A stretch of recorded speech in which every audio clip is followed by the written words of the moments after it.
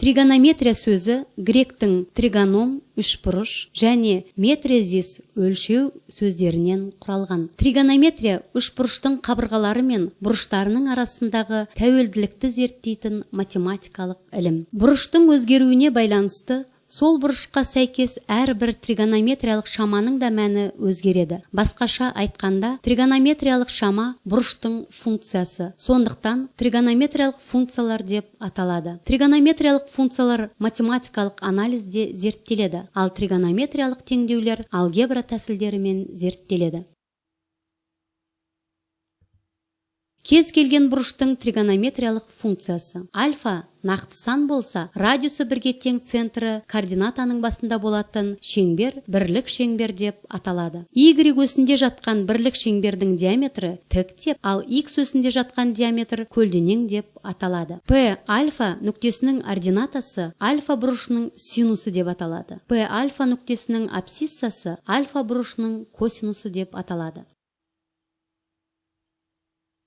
Егер P нүктесі екінші ширекте жататын болса, синус бетта оң шама, косинус бетта теріс шама. Әрбір X санына оның синусын және косинусын сәйкес қойғанда, барлық сан осінде анықталған Y тең синус X және Y тең косинус X функциялары шығады. Бұл функциялардың анықталу облысы барлық нақты сандар жиыны болады. Бірлік шеңбердің бойындағы нүктелердің абсциссалары мен ординаталары -1 мен +1-дің арасындағы мәндерді қабылдайтын болғандықтан, бұл функциялардың мәндерінің облысы -1 мен 1-дің арасындағы сандар болады. Центрі координатаның бас нүктесінде және радиусы бірге тең шеңбердің теңдеуі x квадрат плюс y квадрат тең 1 болады. Яғни синус квадрат x плюс косинус квадрат x тең 1.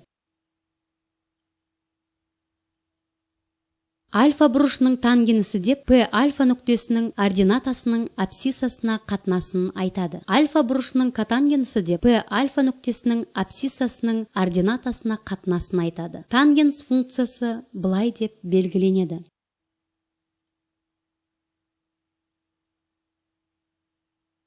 Сонымен барлық бұрыштың тангенстерінің мәндері x тең 1 түзуінде жатады. Егер альфа бұрышы бірінші және үшінші ширекте жатса, онда оның тангенсі оң. Егер екінші және төртінші ширекте жатса, онда тангенс теріс болады. Сол сияқты мына түзулер абсциссасы альфа бұрышының котангенсі болады. N нүктесінде қиылысады. Y тең 1 түзуі котангенс сызығы деп аталады.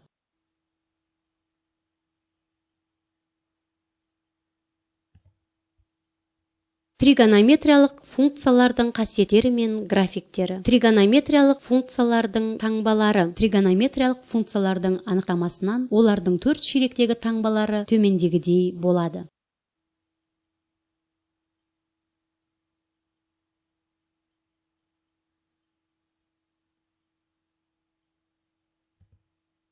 Тригонометриялық функциялардың жұптығы мен тақтығы. Косинус жұп функция, ал синус, тангенс және котангенс тақ функциялар. Тригонометриялық функциялардың периодтылығы. Функцияның барлық оң периодтар жиынының ең кішісі негізгі период деп аталады. Егер T1 және T2 f функциясының периодтары болса, T1 плюс T2 саны да f функциясының периоды болады. Синус, косинус, тангенс және котангенс функциялары период функциялар. Синус және косинус функцияларының негізгі периоды 2π саны болып табылады.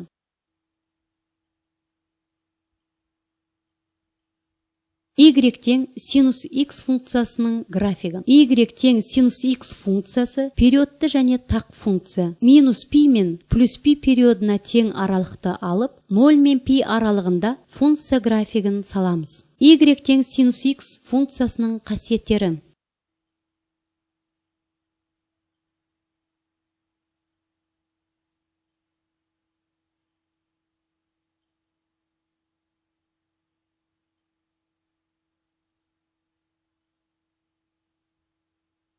Y тең косинус x функциясының графигі. Минус шексіздік пен плюс шексіздіктің аралығында синус x плюс π бөлінген 2 косинус x-ға тең болғандықтан косинусоида графигі OX өсінің бойы мен синусоида графигін π бөлінген 2 аралығында солға қарай жылжытқаннан шығады. Y тең косинус x функциясының қасиеттері.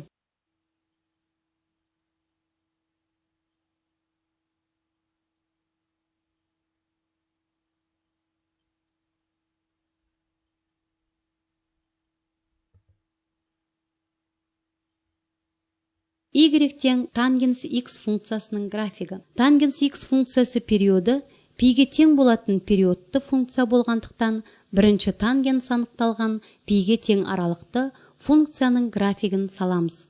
Дәл осылай барлық анықталу облысында тангенс x функциясының графигін салуға болады.